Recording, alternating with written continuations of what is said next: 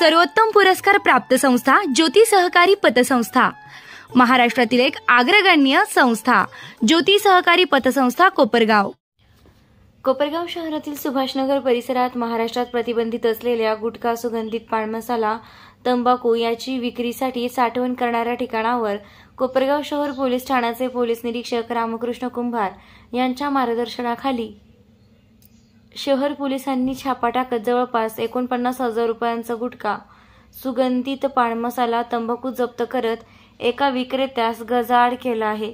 सदर कारवाईनं अवैध धंद्यावाल्यांचे धाबे दणाणलेत।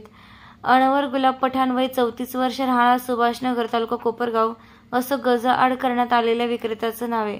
सदरची कारवाई शहर पोलिसांनी शनिवार दिनांक 26 जुलै 2025 रोजी 3:30 वाजेच्या सुमारास केली आहे।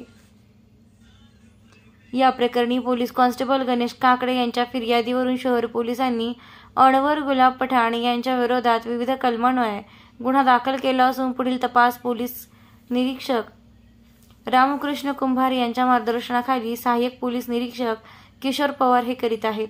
निर्भीड न्यूज, योगेश डोके, कोपरगाव।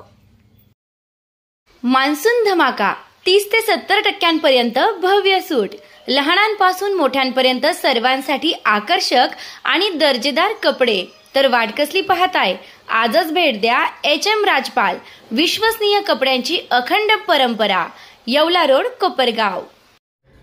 प्रवेश सुरू।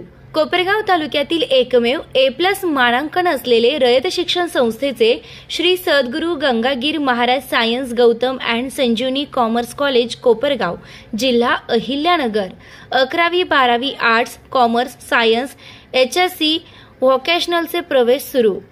प्रथमच AI सेंटरची सुविधा उपलब्ध। त्वरा करा, आजच आपला प्रवेश निश्चित करा।